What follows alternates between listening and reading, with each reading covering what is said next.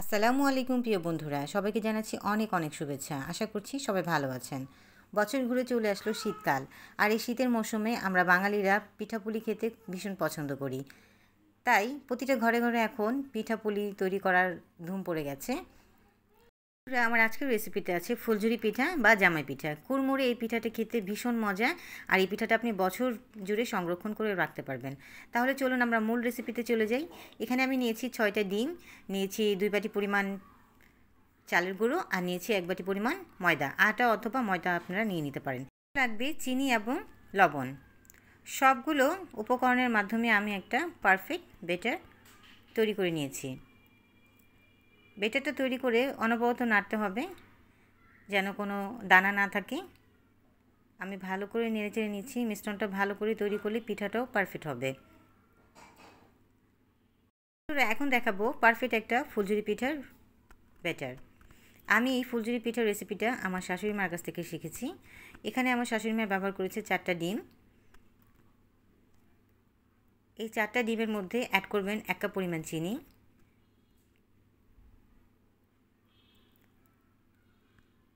চিনিটাকে ভালো করে মিক্স করে নেবে একটা হ্যান্ড উইক্সের মাধ্যমে। ডিমটা আর চিনিটাকে ভালো করে মিক্স করে নিতে হবে। এখানে আমার শাশুড়ি মা অনবরত নেড়েচেড়ে নিচ্ছেন। চিনি আর ডিমের মিশ্রণটা তৈরি হয়ে গেছে। এখানে একটা মিক্সিং বলের মধ্যে 4 কাপ পরিমাণ চালের গুঁড়া নিয়েছে আমার শাশুড়ি মা।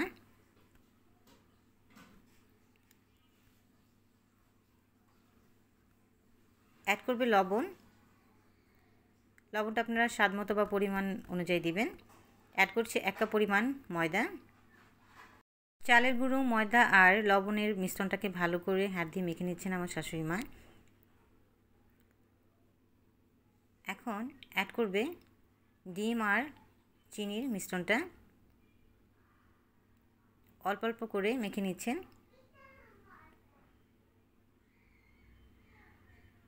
সবগুলো উপকরণ ভালো করে হাত দিয়ে মেখে নিচ্ছেন আমার শাশুড়ি মা। মা, খালা, চাচি বা শাশুড়ি সবাই কিন্তু হাত দিয়ে মেখে মজার মজার খাবার তৈরি করে। হাতের একটা আলাদা জাদু আছে। তাদের হাতের রান্না বা খাবার আসলে অনেক মজার। আমাদের আসলে এই স্বাদ ভোলার না। তাদের হাতের মজার খাবার খেয়েই আমরা বড় হয়েছি। তো আমার শাশুড়ি মা এখানে ভালো একটা ব্যাটার তৈরি করে নিচ্ছে। অল্প অল্প করে পানি এখানে ব্যবহার করছে। একেবারে পানি ব্যবহার করছেন না। অল্প অল্প করে পানি দিয়ে ভালো একটা স্মুথ ব্যাটার তৈরি করে নেবেন।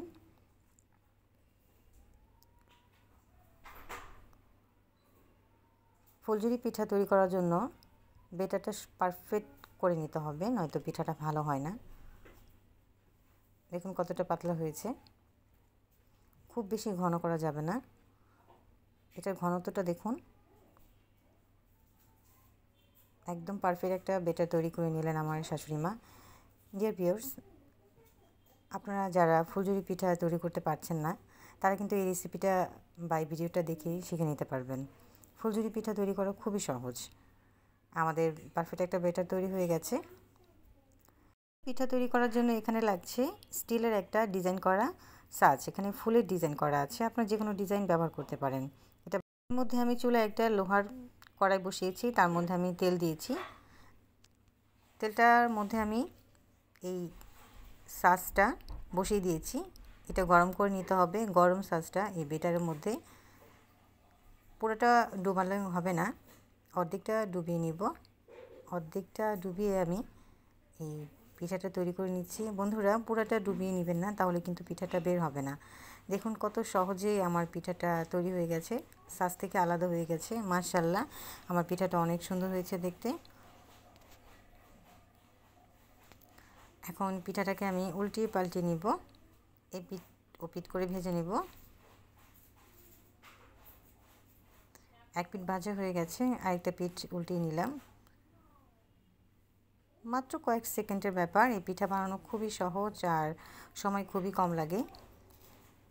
শুরুতেই ব্যাটারটা তৈরি করতে একটু সময় লাগবে। পারফেক্ট একটা ব্যাটার তৈরি করার জন্য একটু সময় নিতে হবে। পিঠাটা হয়ে গেছে, আমি এখন এটাকে তুলে নেব। দেখুন বন্ধুরা, তুলে নিয়েছি। কত সুন্দর হয়েছে আমার পিঠাটা। আমি আরেকটা পিঠা তৈরি করে দেখাবো আপনাদেরকে। সাজটা গরম কড়াইয়ের মধ্যে দিয়ে দিয়েছি। সাজটা গরম হয়ে গেলেই আমি আবার ব্যাটারের মধ্যে ডুবিয়ে নিব। বেটার মধ্যে ডুবিয়ে আমি আবার ছেড়ে দিলাম। দেখুন বন্ধুরা কতটা সহজে চলে আসছে।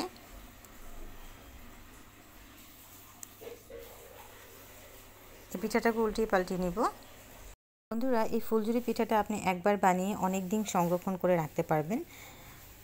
ছোট ছোট বাচ্চারা যারা চিপস খেতে পছন্দ করে তাদের চিপস না দিয়ে এই পিঠাটা একবার বানিয়ে খাওয়াবেন, দেখবেন ওরা বারবার খেতে চাইবে। আর আমার আজকের রেসিপিটা ভালো লাগলে অবশ্যই আমার চ্যানেলে একটা সাবস্ক্রাইব করবেন, একটা লাইক করবেন আর আমার পাশে থাকবেন, সাপোর্ট করবেন।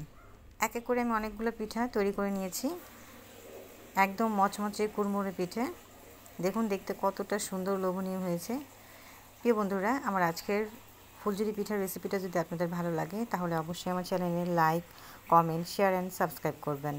পরবর্তীতে নতুন একটা ভিডিও নিয়ে আপনাদের মাঝে আবার আসবো। ততক্ষণ পর্যন্ত ভালো থাকবেন, আমার পাশে থাকবেন, আমাকে সাপোর্ট করবেন। দেখুন বন্ধুরা কতটা কুড়মুড়ে হয়েছে পিঠাটা। ভালো থাকবেন। আসসালামু আলাইকুম।